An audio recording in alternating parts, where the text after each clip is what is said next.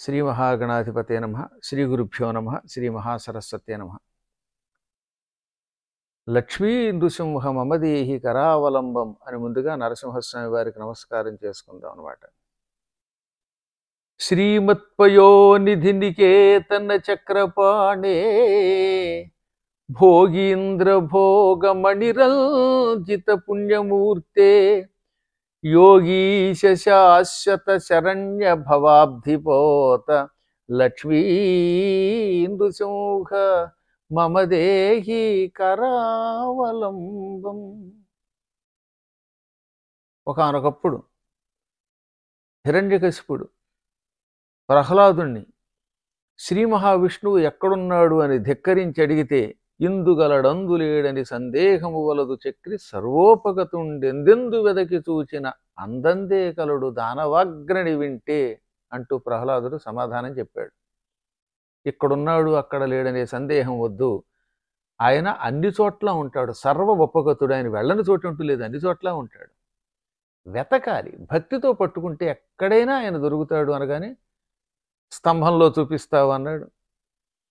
అరచేతితో సభాస్తంభ మండపాన్ని వేశాడు అని భాగవతం చెబుతున్నది. కత్తులు లేదు, లేకపోతే గదలతోటి కొట్టలేదు, అరచేతితో కొట్టినంత మాత్రం చేతనే సభా మండపంలో ఉన్న స్తంభం పగిలి ముక్కలైపోయింది. అందులోంచి సర్వాంతర్యామైన శ్రీహరి నృసింహ రూపంలో ఆవిర్భవించాడు.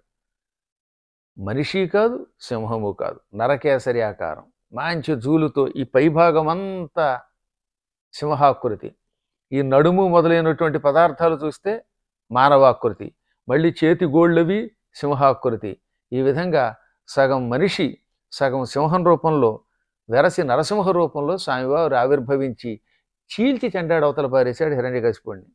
లోకకంటకుడు, విప్రద్రోహి, ధర్మద్రోహి, అటువంటి పాపాత్ముడిని బ్రతకనివ్వడం మహాపాపమే. అసలు పాపాత్ముడిని క్షమించకూడదని శాస్త్రం చెబుతున్నది. ఈ విధంగా హిరణ్యకశిపుణ్ణి చంపడం కోసం ఆయన ఆవిర్భవించిన తిథి వైశాఖ మాసంలో శుక్లపక్షంలో చతుర్దశి తిథి. వైశాఖపక్షం, వైశాఖ మాసం అది శుక్లపక్షం, చతుర్దశి సరిగ్గా సంధ్యా సమయం. పైగా ఇటు రాత్రి కాదు పగలు కాదు, ఈ రెంటికి మధ్యనున్న సంధ్యా సమయం. నక్షత్రం స్వాతి. సాధారణంగా భగవంతుడికి సంబంధించినవి కానీ మానవులు కానీ పుట్టినరోజులు ఎప్పుడూ కూడా తిథినాడే జరుపుకోవాలి. ఆ విషయం మీకు చాలాసార్లు చెప్పాను. అందుకే హనుమద్దశమి, శ్రీరామనవమి, కృష్ణాష్టమి, అలాగే నృసింహుడు చతుర్దశి నాడు పుట్టాడు కనుక చతుర్దశి నాడే పండుగ జరుపుకోవాలి.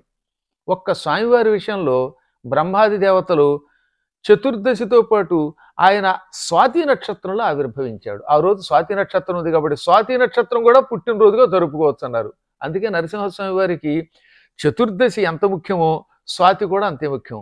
ఇప్పుడు కూడా అహోబలంలో స్వాతి నక్షత్రం వచ్చిన రోజున అపూర్వ రీతిలో జనం వచ్చి అక్కడ స్వామిని దర్శించుకుని పెడుతూ ఉంటారు.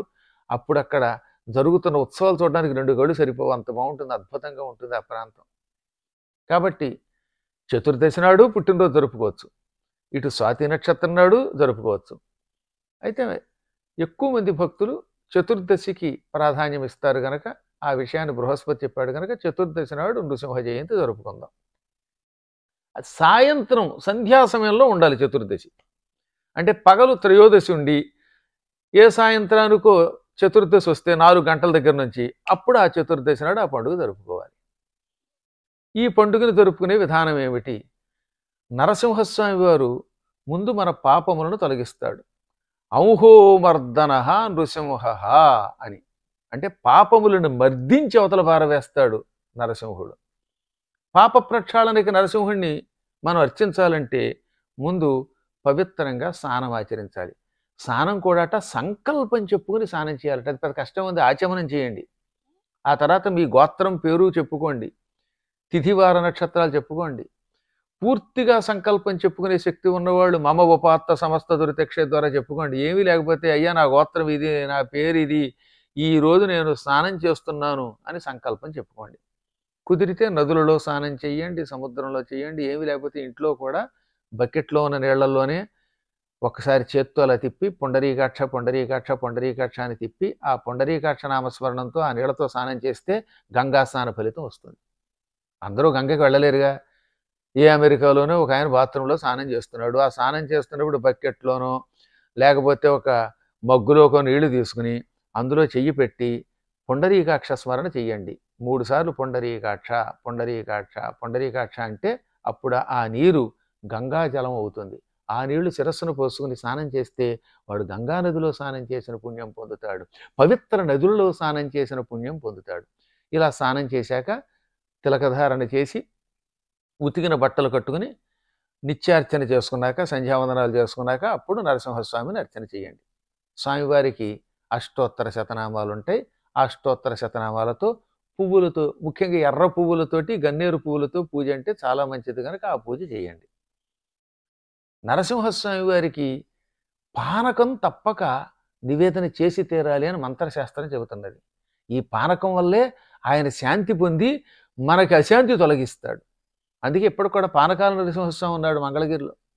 మన ఇళ్లలో కూడా ఆ పూట మంచినీళ్ళు, అందులో బెల్లము, మిరియాలు మొదలైనటువంటివి కలిపి ఆ పానకం బాగా చక్కగా అద్భుతంగా తయారు చేసి, పానకం అనే పేరుతో ఏదో ఇంత పెసరు బెల్లం వేసి నీళ్లు పెడితే అది పానకం అవ్వదు. బాగా బెల్లం వెయ్యాలి. బెల్లం అనారోగ్యం ఇవ్వదు. పంచదార ప్రమాదం తెచ్చిపెడుతుంది కానీ.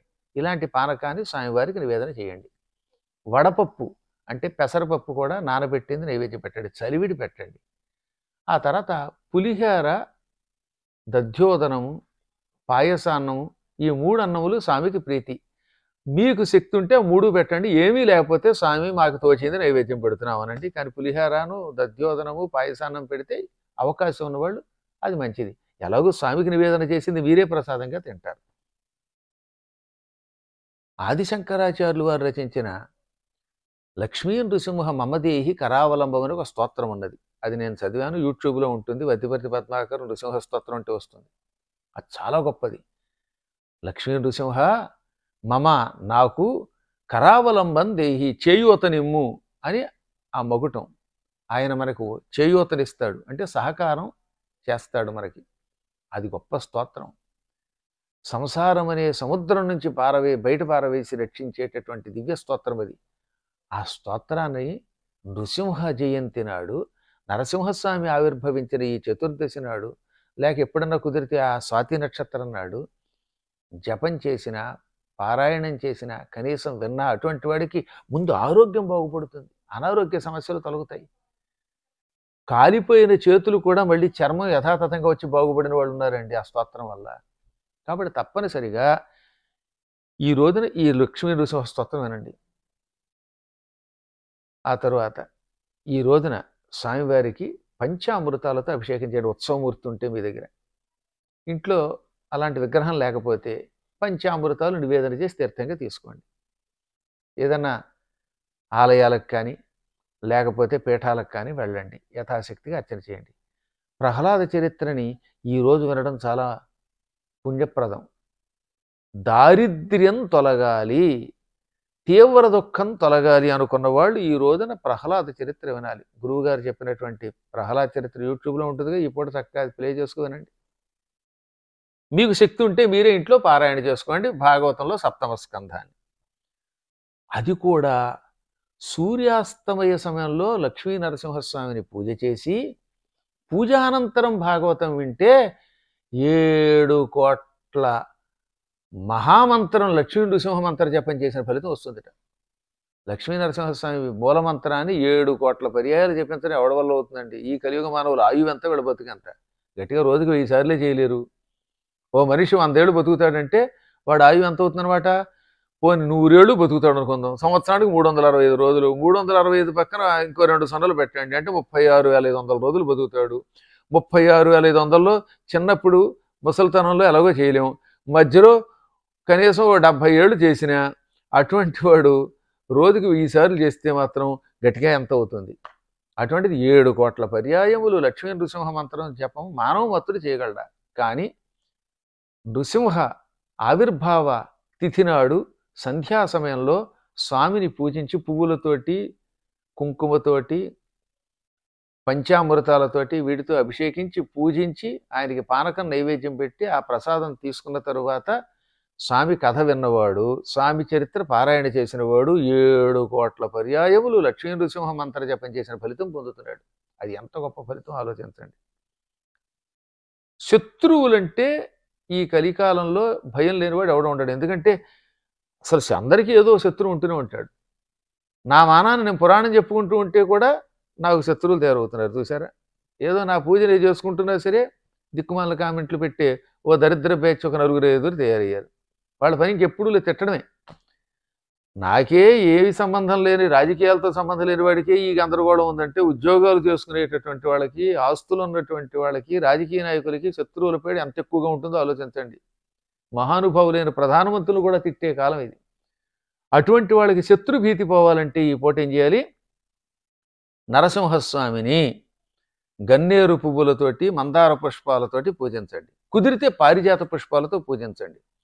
పువ్వులు దొరకని వాళ్ళు బంగారంతోటో వెండితోటో పువ్వులు చేయించుకోండి. ఈ సువర్ణ పుష్పాలు రజత పుష్పాలతోటో పూజించండి. అష్టోత్తర శతనామం చదవండి. ఓం శ్రీం శ్రీం శ్రీం లక్ష్మీ నృసింహాయ నమః. ఓం శ్రీం శ్రీం శ్రీం లక్ష్మీ నృసింహాయ నమః. ఓం శ్రీం శ్రీం శ్రీం లక్ష్మీ నృసింహాయ నమః. ఈ మంత్ర జపం చేస్తే ఎటువంటి శత్రువైనా పటాపంచలైపోతాడు. ఈ మంత్రం గురువుల మీద మాత్రం ప్రయోగించకూడదు. అంటే నా దగ్గర మంత్రం పొంది నా మీద ప్రయోగిస్తే తక్షణం నాశనం అయిపోతారు. అది శాస్త్రం. అందుకే అక్కడ చెప్తాడు ఏమని, శ్రీనాథుడు అంతటి వాడు నాయనలారా మంత్రోపదేశం చేసిన గురువుల మీద బ్రాహ్మణోత్తవుల మీద తప్ప ఇంకెవరి మీదనే ప్రయోగించండి అంటాడు. కాశీఖండంలో కూడా అంతేగా. శివశర్మ ఇది బ్రాహ్మణుండు వెలిగా, బ్రాహ్మణుడి మీద మాత్రం ప్రయోగిస్తే ప్రమాదం తెచ్చిపెడుతుంది. ఎందుకంటే సాధన చేస్తాడు కనుక. అనవసరంగా ఎవడి మీద ప్రయోగించకూడదు. కానీ కొంతమంది నీచులు ఉంటారు. అటువంటి పాపాత్ములు లోకకంటకుల మీద ఇది ప్రయోగిస్తే ఈ మంత్రాన్ని వాళ్ళు తుక్కులేచి పక్కకి వెళ్ళిపోతారు. మళ్ళీ జీవితంలో మీ జోలికి రారు. శత్రువు మిత్రువు అవుతాడు. శత్రు పీడ నివారణ కోసం నరసింహస్వామిని పూజించండి. అతి భయంకరమైన కష్టాలు ఉద్యోగాల్లోనూ కుటుంబంలోనూ వస్తున్నప్పుడు, కలహాలు ఎక్కువైపోతున్నప్పుడు ఈ మంత్ర జపం చేయండి. నరసింహస్వామికి పానకం నివేదన చేసి ఆ పానకం ఈ జపం అయ్యాకనో లేక నరసింహ కథ విన్నాకో తీర్థంగా తీసుకోండి. ఇక చూడండి తర్వాత వచ్చే లాభాలు. తులసీ దళాలతో నరసింహస్వామిని ఈ పూట పూజ చేస్తే 108 తులసాకులతోటి స్వామిని పూజించి ఆఖరణ ఒక కాకు ప్రసాదంగా తీసుకుంటే లక్ష్మీ కటాక్షం సంపూర్ణంగా పొందుతారు. దారిద్ర్యం తొలగిపోతుంది. దారిద్ర్యం అనే దుఃఖం దగ్ధమైపోతుంది. స్వామివారికి ప్రదక్షిణ చేయండి. ఎప్పుడు కూడా ప్రతి పూజలోనూ కూడా గురు పూజ మాత్రం చేయండి. గురువందనం చేయకుండా ఏది మనకి ఫలించదు కనుక. మన పీఠంలో కూడా నరసింహస్వామి అర్చన జరుగుతుంది, వెళ్ళండి. నేను పదే పదే భాగవత సప్తాహాలు ఎందుకు చేస్తున్నాను అనుకుంటున్నారు? ఈ లక్ష్మీ నృసింహ పూజ ఇలాంటి తిథుల రోజున అందరూ చేసుకోలేకపోతే వాళ్ళకి ఆ పూజ చేసిన ఫలితం అందించడం కోసమే భాగవతాన్ని ఇన్ని సప్తాహాల రూపంలో చేస్తున్నాం. రేపు జూన్లో ఏలూరులో 361వ సప్తాహం జరుగుతోంది.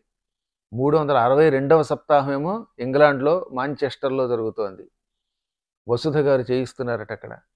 ఇలా సప్తాహాల్లో పాల్గొంటే నిరంతరం నరసింహస్వామి పూజ చేసిన పుణ్యం పొందుతారు. భాగవత సప్తాహాలు విడిచిపెట్టకండి. అది జరిగినప్పుడల్లా అందులో మీ గోత్రనామాలు ఇచ్చి అందులో పాల్గొండి. అది మిమ్మల్ని రక్షిస్తుంది. అందువల్ల భగవంతుడు మిమ్మల్ని కాపాడాలి. నృసింహ పూజ చేసి లక్ష్మీ నృసింహ అనుగ్రహం పొందండి. మళ్ళీ మర్చిపోకండి, వైశాఖ మాసం శుక్లపక్షం పూర్ణిమకు ముందు వచ్చేటటువంటి చతుర్దశి తిథి నాడు సూర్యాస్తమయ సమయంలో ప్రత్యేకంగా స్వామిని పూజించండి. ఆ సమయంలో నిద్రపోకండి, కథ వినండి, స్వామి ప్రదక్షిణ చేయండి. లేదా ఈ నేను ఇచ్చిన ఓం శ్రీం శ్రీం శ్రీం లక్ష్మీ నృసింహాయ నమః అనే మంత్ర జపం చేసుకోండి. మీకు అనేక శుభములు కలుగుతాయి.